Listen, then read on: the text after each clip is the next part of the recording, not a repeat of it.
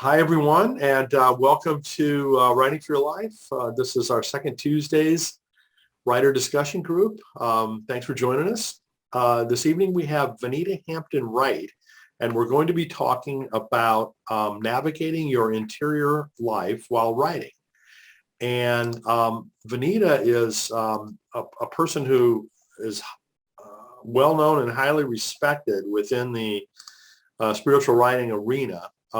She has been an acquisition editor and managing editor, all kinds of other things at Loyola Press for many years.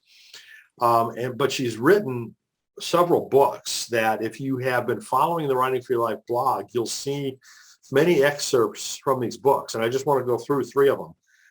One of them is called The Soul Tells the Story, Engaging Creativity with Spirituality in the Writing Life. The second one is The Art of Spiritual Writing, How to Craft Prose that Engages and Inspires Your Readers. And the third is Small, Simple Ways, an Ignatian Daybook for Healthy Spiritual Living. So these are all three just fantastic books. And, as I mentioned, Vinita has been active in this whole arena for quite some time, very highly respected. And we're really glad to have her here with us this evening. So, you're all certainly welcome to ask questions.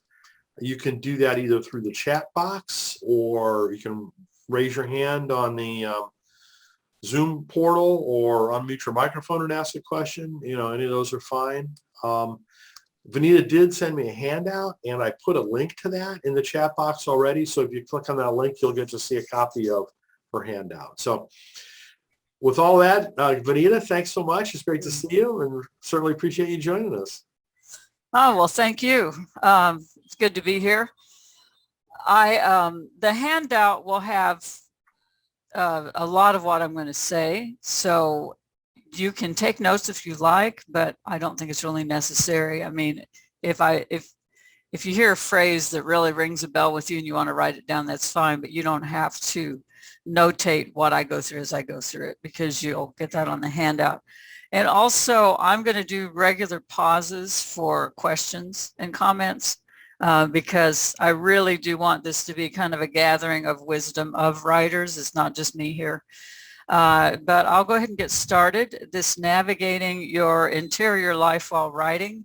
I came to understand over the years that the creative life is in fact the spiritual life. It's all in there together. When I wrote The Soul Tells a Story, which is maybe 20 years ago, it's been out there for a while, I was doing workshops by that title and discovering more and more that whenever we do creative work, we actually tap that interior life where all kinds of things are happening. It's a place where you pray, where you meditate. It's where your true life wisdom is stored. It's where your memories are.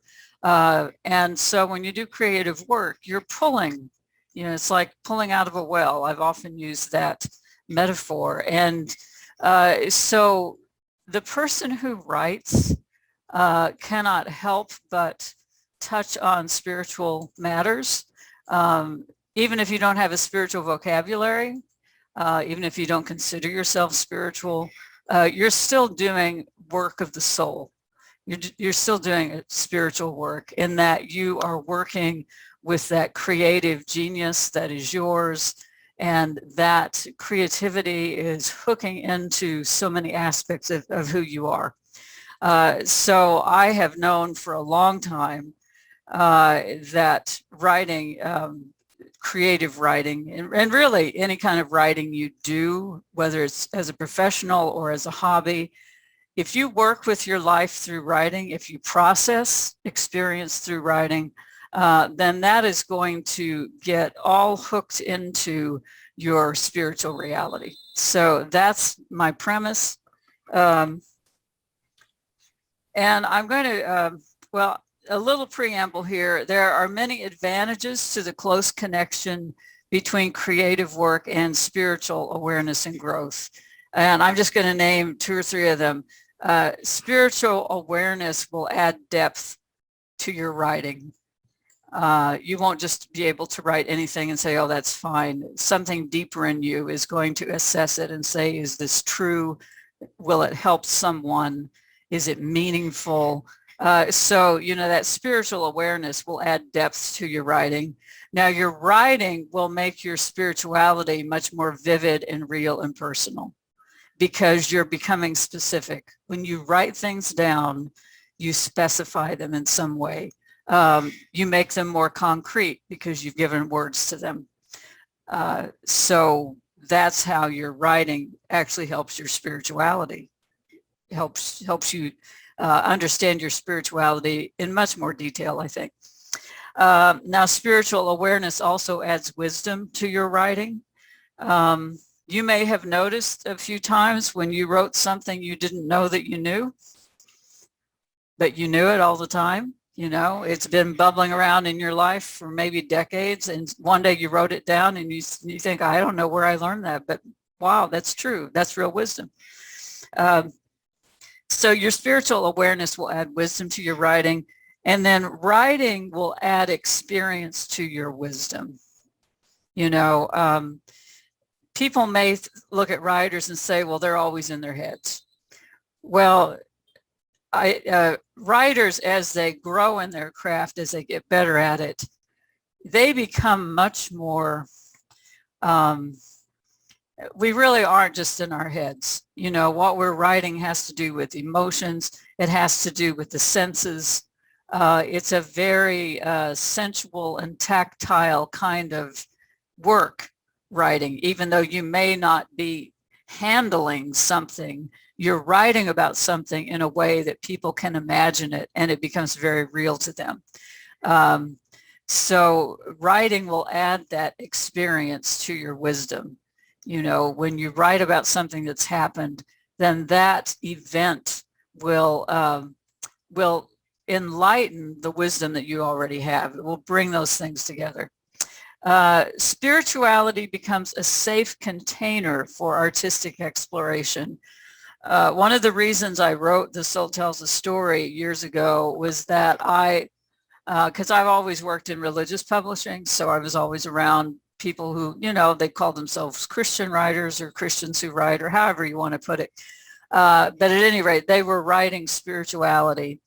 And then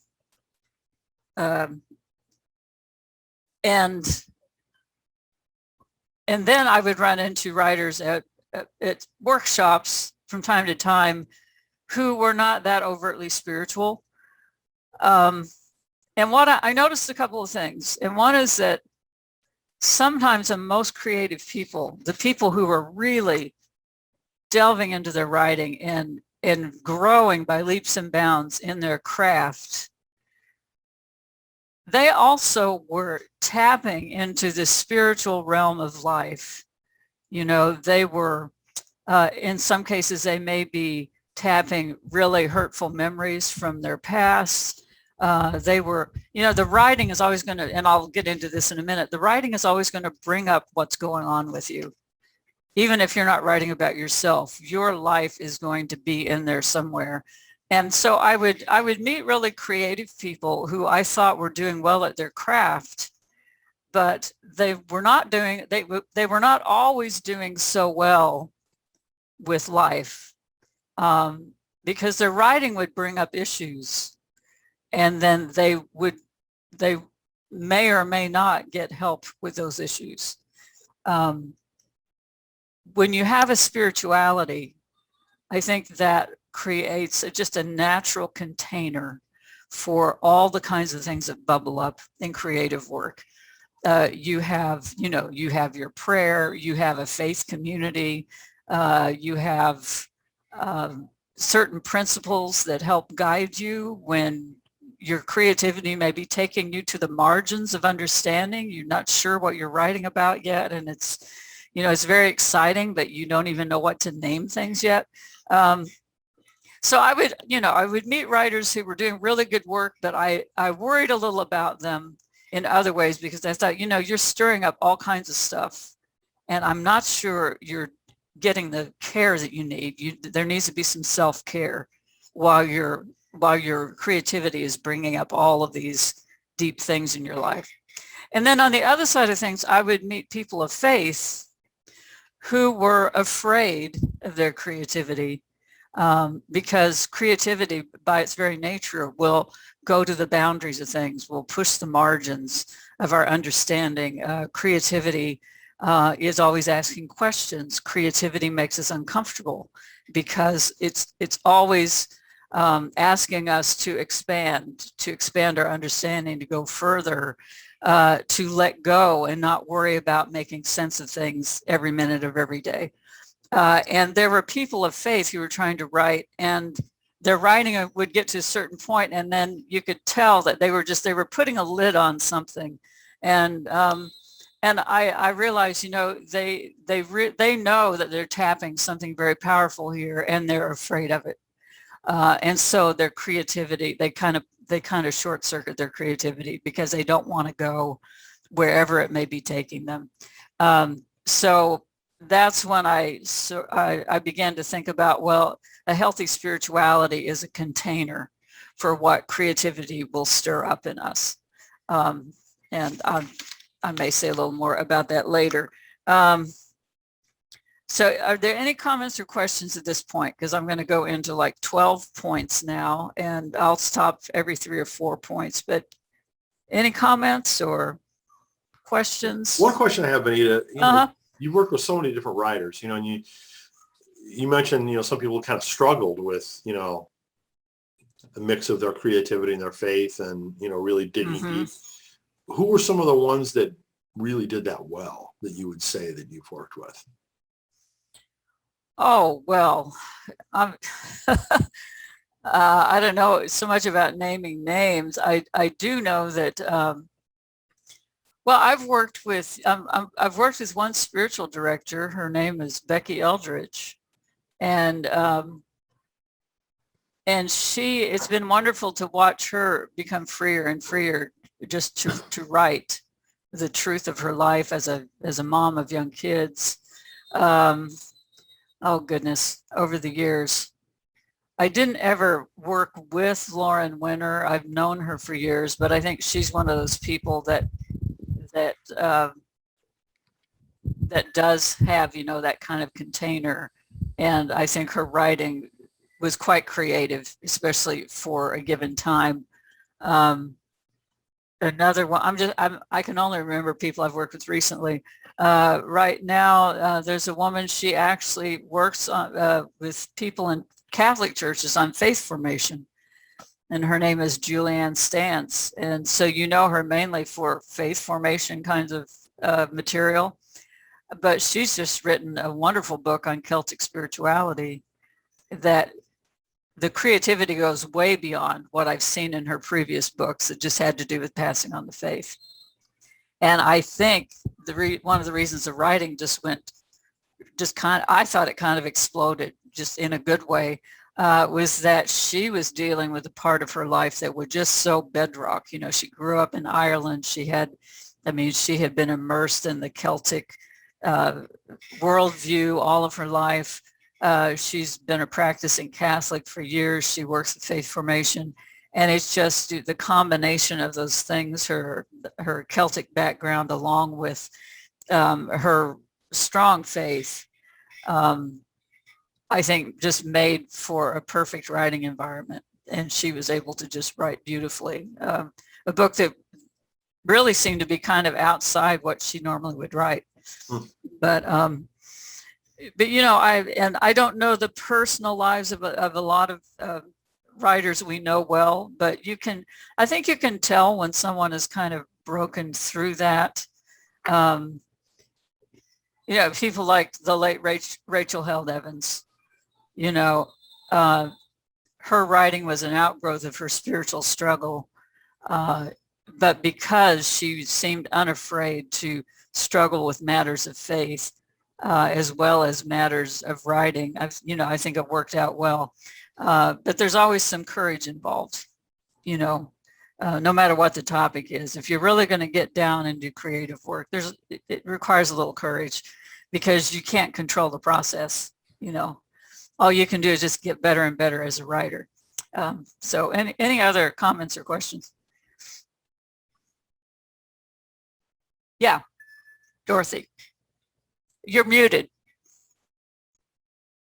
You're muted. Okay. There we go.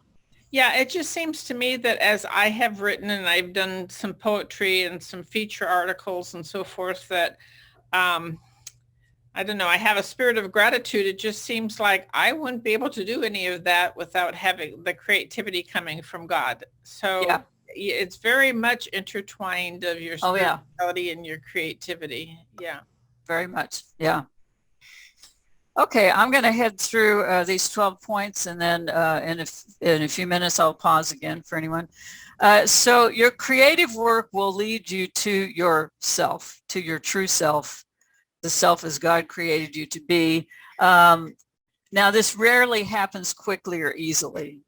You know, every now and again, you run across a fairly young person who's writing just brilliant stuff, and sometimes, frankly, it's because they've already been to the war and back. You know, they've got a lot of life experience, and they've had to grow up quickly.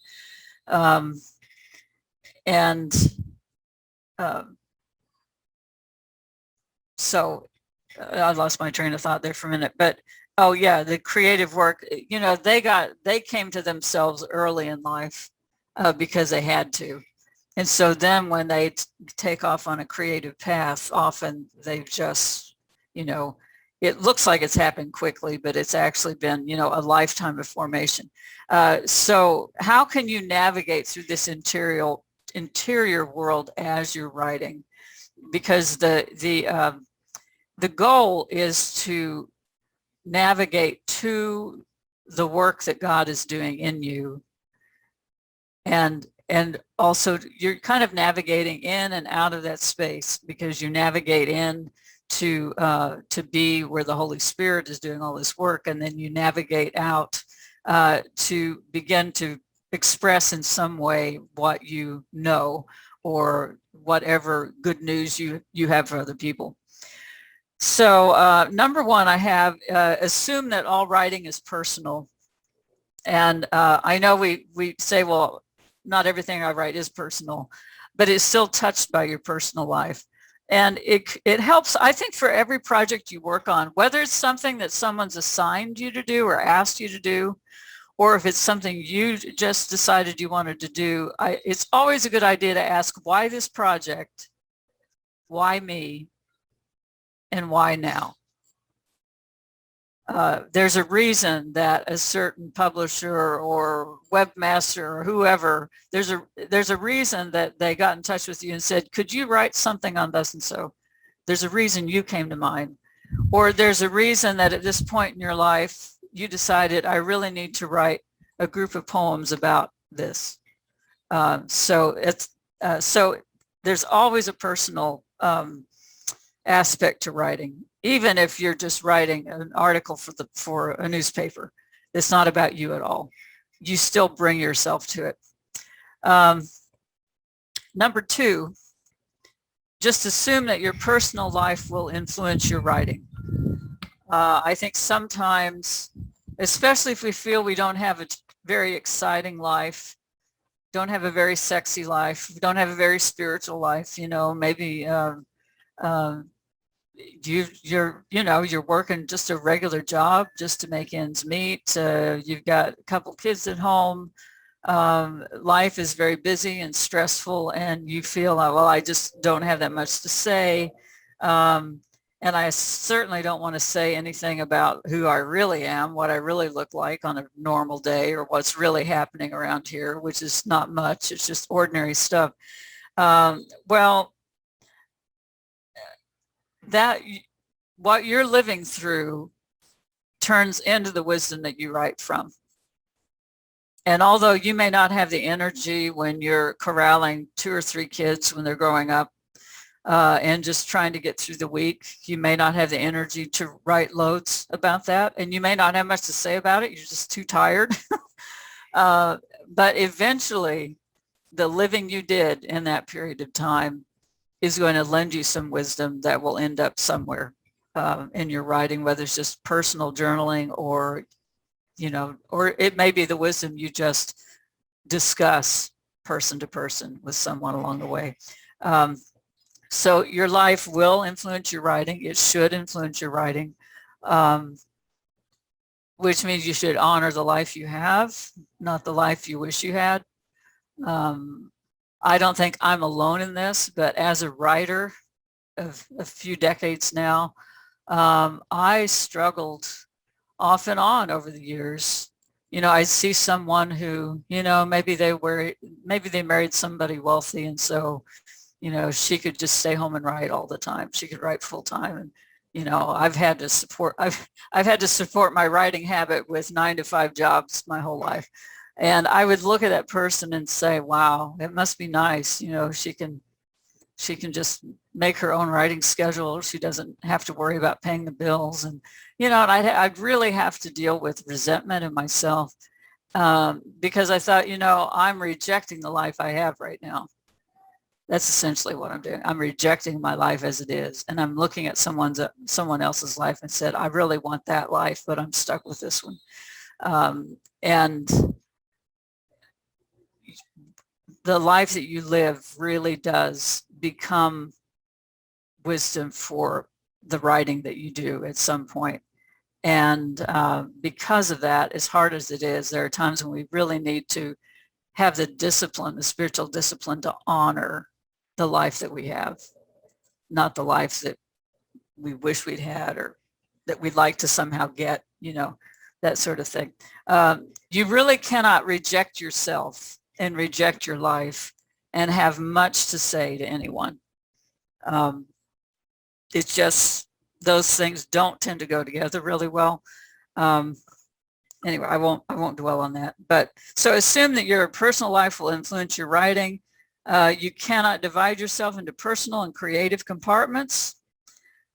These two areas of your life are drawn to each other and function best when working together. So the life you're living and the creative work you're doing, they are meant to be working together. So number 3, take from your writing clues about your interior life. Even if you're not writing about yourself, perhaps you're writing a novel.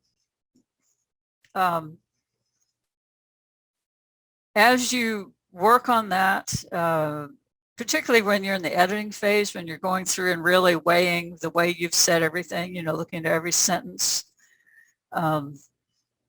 cutting and pasting, the kinds of things we do when we edit, try to make a little time to notice words and phrases that pop up frequently.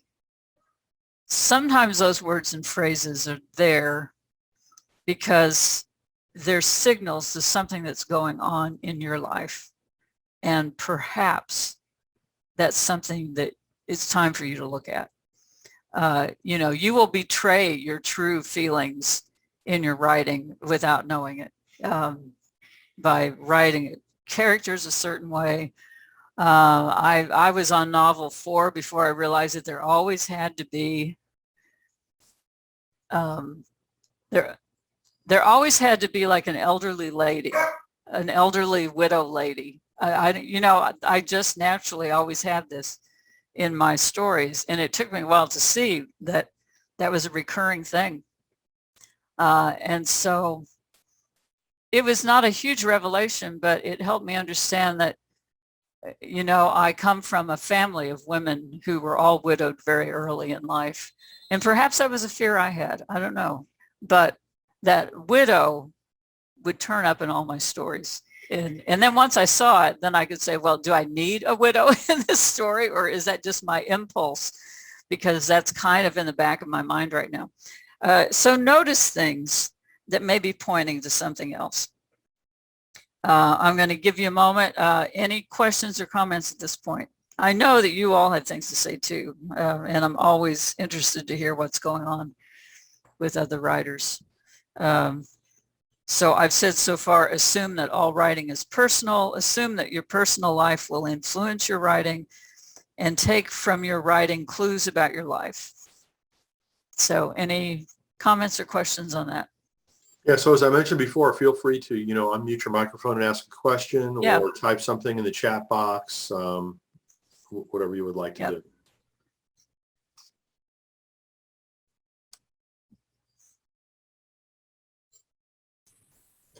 It's not a question as much as thank you for your phrase about honor the life that you have and your honesty about sharing your struggles with that really touched me because I struggle with that a lot. I think, I wish I could just sit around and write all day long and not manage a busy parish and so I it sounds so simple, but it's really not. So I just appreciate the clarity with which you said that. That was really helpful. Yeah. Good. Thank you. Thank you. Okay. Going to go on to number 4. How's our time? Okay, we're doing all right. Number 4, take from your spiritual life the strength and patience to handle your creative work. Faith, hope, and love apply to creative work as well as the rest of life, and practices that help you pray and be mindful might also help you write and pay attention. I have been harping on practices for years and years now, and my rule is have as many practices as you can to help you engage with your creativity. If it's lighting a candle before you write, if you do better writing a certain time of day or in a certain room, if you have little rituals you need to go through, do you write better like 2 hours after you've gone for a run? I mean, whatever it is that helps you engage, do that. And know that your spiritual practices, whatever practices help you pray, help you practice a particular virtue, help you pay better attention to your life, whether to be grateful or to be cautious or to just be wise. Those same practices can be quite helpful for writing because, again, it's all spiritual work. So I challenge you to think of the kinds of things that have helped you in your spiritual life and sit with them a bit and ask yourself, okay, could this translate to help me with my creative work? Could I maybe do this sort of prayer before I start my writing? Or, oh, sorry, can you hear the athletic practice going on? Can you hear that? Just barely. Okay. Just barely. It's not a problem. Okay. I thought they were done for the night. Oh, well, I'm out on my porch. So, any kind of spiritual practice, chances are that can translate in some way to being a creative practice. So don't hesitate to try different things. And I say have a lot of practices because eventually that candle's going to stop working. It's not going to help you write. And so you'll come up with something else that just inspires you or helps you get calm. It's the same way with prayer. I mean, the same thing isn't effective in prayer day after day and year after year. For most people, they have to switch things up from time to time. And it's the same with writing. So that's 4. Take from your spiritual life the strength and patience to handle your creative work. Number 5, expect discomfort, challenge, and unknowing. Your writing might unearth an issue in your life you have managed to ignore before now. I promise you that will happen. And your spirituality might urge you toward more honesty in your writing. As a person of spiritual practice, you're not going to let yourself get away with writing that's sloppy or dishonest in any way. There's always going to be the deeper aspect of the character or the scene or the point you're making in the essay, and your spirituality will demand that you tell the truth, that you show mercy. All of those Christ-like things that happen will in fact affect your writing, which can make it uncomfortable because you thought this is going to be an easy piece to write, and now suddenly you're struggling with 2 or 3 things, and you remember a conversation you had 2 weeks ago and you're wondering, well, am I being a hypocrite here? And I mean, all kinds of things will happen. But just expect that. That's how you grow as you navigate those feelings. You'll feel challenged at times. Sometimes you won't know what's going to happen. As in real life, you just step into the day and try to do the best you can and trust that you're held in God's love. And with the writing life, it's very much the same. You know, you start writing, tapping on the computer or writing on the page, and you trust that something will happen. You're not sure how it's going to work. And as a novelist, I'm one of those novelists, I rarely really know what's going to happen before I get into the writing. So starting a novel for me is just sheer act of faith, because the plot comes very slowly. The characters usually come first. And I've had to learn to just not get anxious about that, because anxiety does not help creative flow. So I've had to learn to just let things unfold and know that, okay, I'll work with whatever comes out on the page here. So yeah, expect discomfort, challenge, and unknowing. Number 6, allow growth in one area to trigger growth in another. The writer learns to trust the writing process and often does not know where the writing will go. That's what I was just saying. Can that same writer learn to trust her life's process, even when she does not know where it's taking her? This occurred to me, a number of years ago in the midst of writing. I think it was the second novel. And I'd gotten to the point where I just trusted, I just said, I'm just going to keep writing, and this is all going to work out, and I'm going to sort things out and know what order to put things in. And I just need to trust this process. I know it will work. And suddenly it's like, bing, Vinita, you trust the process for your story to work out, but can you trust that your whole life story will work out? Can you have that kind of faith in this big process called life and being loved by God to expect that, things are going to work out? So, and that was a time when my writing really instructed my spirituality. The spiritually aware person trusts that divine love works in many people and in many different ways. Can that same person experiment with her writing using different viewpoints, tenses, and plot points?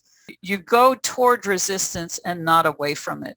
This is true for writing, and it's true for spirituality. There's a reason that I have avoided praying the last couple days.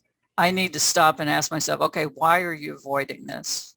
Why are you afraid to talk to the God who loves you? Are you embarrassed about something? Are you ashamed? Are you angry? What's going on, Vinita? Why do you resist prayer right now? And so when I sit with it and kind of talk it out, I can say, okay, this is the issue. And then I can just say, Lord, this is what's up. This is what I'm afraid of, blah, blah, blah. It's the same with writing. There's a reason that I've avoided writing this scene. And I need to sit with myself and find, okay, why am I avoiding it? There's a reason. There's always a reason for resistance. Writer's block is not some malady that just descends on you for no reason at all. There's always a reason that you're finding it hard to write. Sometimes you're tired. You are mentally, emotionally tired, and your true self, your inner self, knows that real creativity takes energy. And so that part of yourself says, I'm not up for the deep dive today. I can't. I need about 8 more hours of sleep before we can do this. It could be that you're tired. I think often with writers, when they reach what they consider a writer's block, what's actually happened is you have discovered a limitation. Like you've realized, I thought I knew how to write dialogue, but this really sucks. I've read these 2 pages of dialogue and they're not good at all. Or I thought I knew how to, make a simple point in 2 paragraphs for this newspaper article, and it's all over the place and I don't know where to cut it. So I'm just going to walk away right now. There's always a reason. And that is not going to go away. That reason will not go away generally. You need to deal with it. So just go right into it. Move right into that resistance and say, okay, what's going on? Number 8. Yeah. I think Dorothy has a question. Oh, sorry. Yeah, Yes, please. I do.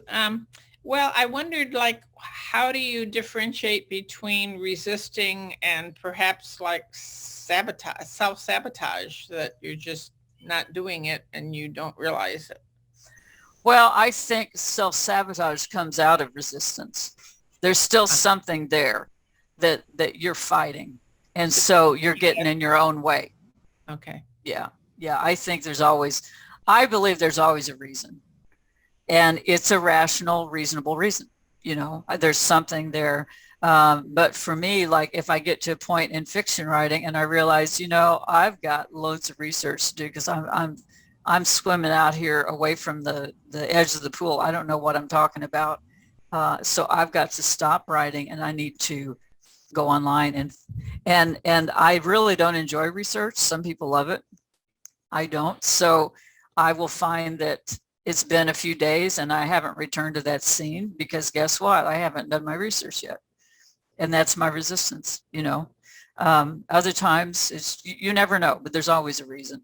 And yes, it can turn into self-sabotage, but that is more likely because of some deep resistance in you that says you don't have anything to say. You're not really a very good writer. There are these very negative voices that we all carry. And, sometimes that can really turn mean and that becomes a self-sabotage. But I think you should always assume there's a reason. There's something underneath that. Anybody else? Okay. I'm just checking my time. Oh, doing okay. These last few are, I feel are really important. I end up talking about them a lot. Well, I talk about resistance quite a bit because I think people misunderstand it at times. So go towards resistance. But number 8 is pay attention to where the energy is. As you go through your life, bits of wisdom and experience and memory will begin to emerge. They bubble up at certain times and it's time to write. Again, even if it's not about you, you could be writing, an article that has nothing to do with you, but there's some energy around it. You believe in what you're going to write about, or you just, you want to get word out about something. So you're writing a little article about it. Or, you're writing something to help people pray. You're writing a devotional book or something like that. And so, there's some energy there because it's the right time for you to do this. But what if the energy isn't there? And that's kind of a scary question to ask because I do think that sometimes we take on too much. We're trying to do too much. We're trying to be too productive. We're trying to produce. And sometimes the energy just isn't in this 4th project you've taken on. And this 4th project is actually stealing energy from the thing that you really should be working on, which is project number 2 or 3, Pay attention to where you feel there's already some movement inside you for this particular kind of writing. Maybe you think you're going to start out writing a devotional book and it just turns into something else. You thought, well, I thought I was writing this, but now it's this. Pay attention when that happens because sometimes we think we know what we're trying to create. And so we create a structure, we have a plan, we have goals and objectives, and we're going to do it. We're going to get it done. But the mind is not always right where the heart is. And so there are times when we have to say, this isn't going to work the way I thought it was. And furthermore, I don't really care about writing it anymore. It seemed like a good thing at the time, but you have to have the courage to say, this isn't working. And it's not just a matter of I need to stick with it till things begin to clarify. It's just, I've got no energy around this right now. It's a good idea, so I'm going to keep it in my file. I may go back to it. I mean, I can't tell you how many unfinished projects I have in my filing system. how many folders I have on my computer of great ideas I've had. And I don't throw them away because you never know. I may come back to one 10 years from now and realize, oh, it's time to write this now. Because sometimes I think we see ahead and we dream of something we really want to do. And we're just not ready. The idea is there, the dream is there, but we're not quite ready. And so don't be afraid to set something aside and understand that, this isn't the right time. And so I'm going to put this away. I'm not throwing it away because, I gained something when I did the work I've done on it already. Nothing is wasted. Nothing's ever wasted in the writing life. As in the spiritual life, God doesn't waste anything. Everything gets put to good use. Same with writing. So pay attention to where the energy is. Number 9, remember that emotions are indicators. And that's just a way of saying, pay attention to the way you feel in the midst of your work. When an emotion does occur, try to identify it and then trace it to where it's coming from. Perhaps the writing has made you anxious. Why are you anxious? Are you worried about this section not going so well? Or does the topic or scene you're writing take you back to a memory you need to process? See, this happens often. You're writing something and then it triggers a memory or something, and you realize, I probably should sit with this a while and see why I'm having such an emotional reaction right now. So emotions are indicators. They're not right or wrong, but they let you know that something's up and that it's time to sit with that emotion. And it doesn't have to be a negative emotion either. I was doing a prayer retreat at a parish several years ago, and it's like a 3-day retreat. And on the second morning, I got up and was, just praying for the day ahead, and I was just overwhelmed with tears. And it was gratitude. I was so, I just felt in that moment the reality of being with these women on this weekend and all that was happening in them and all they were sharing. And I just stood in my room and wept for probably, 10, 15 minutes. And I realized it's, I'm celebrating a wonderful retreat taking place, and I'm able to be part of it. So, give yourself time to feel what you're feeling, see where it's coming from, pay attention to it. An emotion is not something just to push out of your way and get your work done. When you treat emotions like that, they come back only harder. So, honor that emotion when it comes and deal with it. And writing can bring up all kinds of emotions, depending on what kind of writing it is, what stage you're at, that kind of thing. Any comments? Any questions? I apologize for the off and on glasses. I had surgery on my eyes a couple months ago, which is a good thing. It was glaucoma and cataracts, and so it needed to be done. But the result is I don't need my glasses except for close-up reading. So when I'm on computers and using handouts, it's a constant switch up. Okay, any comments on energy or emotions or resistance? Okay, number 10, make mercy your default. Show yourself mercy when it's a bad writing day. Show yourself mercy when the end product is not as stunning as you imagined it would be. Our vision is always beyond what we can do. And that's why we grow. You're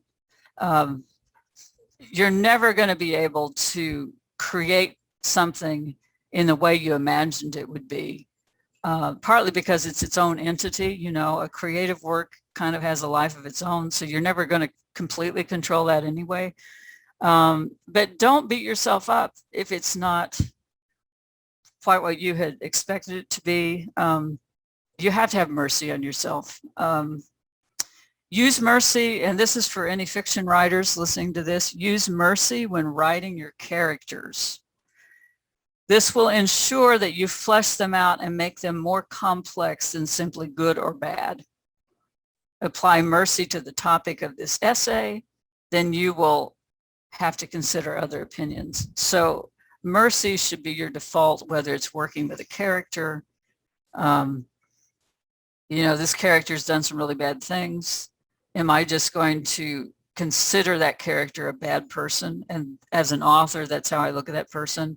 Well, they're just going to come off as, the great villain. And nothing's going to be learned by anyone because, it's just a stereotype. This is the bad person and the main character is the good person. And well, we know it's not that simple. And as spirituality writers, we really have to take responsibility for not simplifying reality and making it easy for people to just see, good, bad, black, white,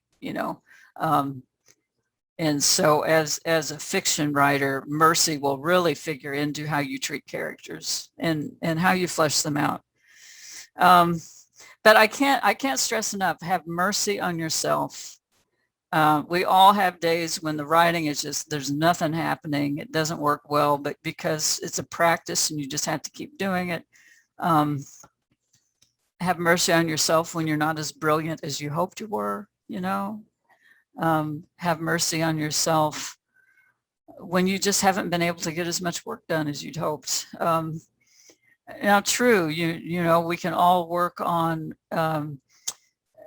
managing our time, our energy, so that we have better time for our creative work. But the thing about unmercy, the thing about being vindictive with ourselves, being judgmental, is that cuts off everything. You just cripple yourself when you make judgment against yourself. You don't want to become your own accuser. It's not your job to accuse yourself of not being a good writer or not being serious enough about it or not working hard enough. There are times when you assess how things are going. You may decide, I've been trying to write in the mornings and obviously this isn't going to work because of A, B, and C. So, okay, that didn't work. Let's see what happens if I write it this time. Or, we're always assessing how we can do things better, how we can help our creativity thrive. But it must be done in the context of mercy, or you get all bound up and you can't be free to really do the work. 11, I already touched on this. Find more and more practices to help you focus, get quiet, pay attention, solve problems. You can't have too many practices. I already mentioned that, so I won't go into that more here. And then the last thing is tend to your interior life. Writing will require that you become honest with yourself. As that happens, you will be able to face fears, hurt, sadness, and confusion. Allow the writing to help you bring to the surface the wound that needs healing or the memory that needs revisiting. Tend to your soul's needs and you will become freer to do your writing. Your writing will become freer of your personal biases and grudges. I have a firm belief that anybody who does creative work must be tending their interior life because that's where all the work is happening. You need to take care of yourself. You need to notice what's happening in you. You need to know when you need support, when you don't. When do you need somebody to read something, give you feedback? You need to learn when it's time to get feedback from other people. That can be really critical because the wrong feedback at the wrong time can do some damage. So that's something you have to kind of figure out. Am I ready to have someone respond to what I've written here? I actually go into detail in a whole chapter in The Soul Tells a Story on getting critique. So, take care of that part of you where the creativity works. That's the same part of you that prays. That's the same part of you that feels the hurt of the horrible things that are happening in the world. It's the same part of you that makes you cry when the news is on. It's the same part of you that just takes utter delight in that toddler, that child in the family. that always has something weird and new to say,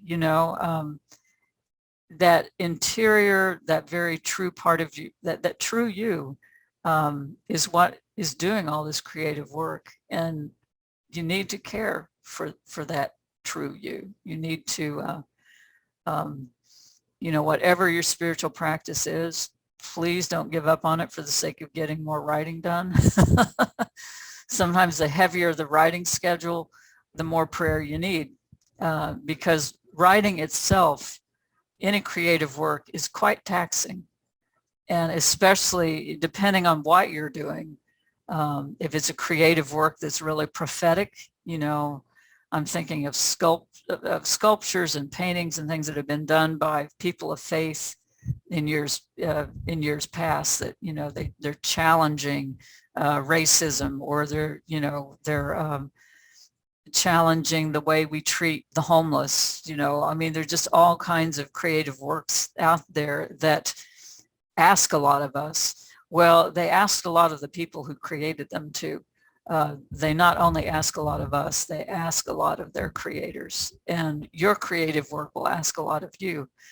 So you need to bring it your best energy, your best attention, and you can't do that if you're not caring for yourself.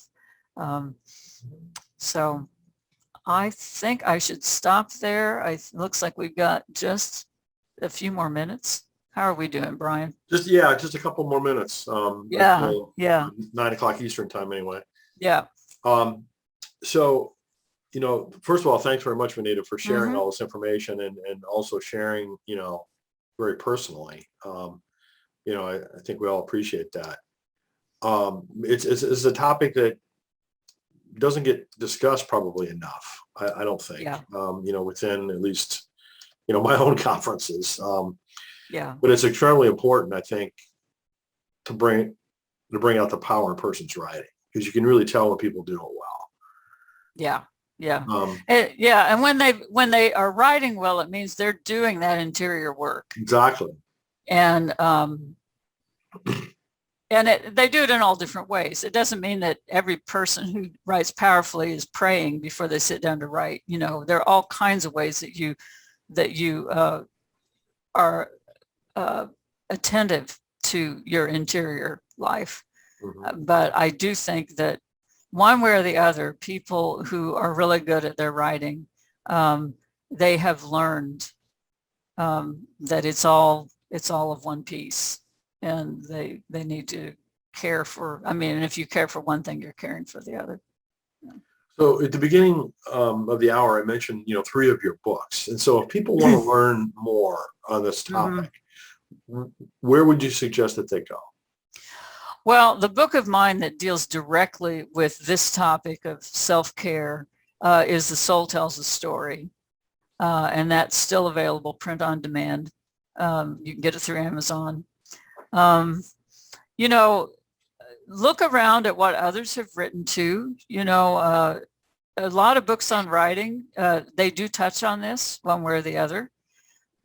So whether you're looking at, what Annie Dillard wrote years ago, or, I've lost it now. There are a number of people, and there are a number of writers of faith who have written about writing as well. So, you can look around and find that kind of thing. There's a book I read years ago that helped me quite a bit with this topic, and it was called The Van Gogh Blues. And that was by a therapist who worked with creatives, many of them well known, although he didn't drop names, of course, but he talked about the kinds of things that creatives deal with interiorly. And, some of the reasons he thought that they sometimes have a higher rates of depression, suicide, that kind of thing, because he was working with very artistic people. But he said some very wise things about, how to deal with that kind of life if you're that kind of person. And it was, I don't know if he had a faith life or not, but what he had discovered working with his patients was really good. That's a Van Gogh Blues. I'm sure you can still find that. Good. Well, thanks again, Vinita, and Mhm. thank everyone for joining us. Yes. Next month, we're going to have Sophronia Scott is our guest, and her topic is going to be finishing well, completing projects in a topsy-turvy world. So I'm sure that that's something that we can all relate to and be helped by. So hope to see you all then. Vinita, thanks again so much, and enjoy your new lifestyle and rhythm and work life that you're into now. Yeah. And in case I don't think I mentioned, I'm retired. I just retired. So I'm working on that writing rhythm now. Anyway. All right. Thanks Okay. again, everyone. Good night. And we'll Thank see you you. again soon. Bye.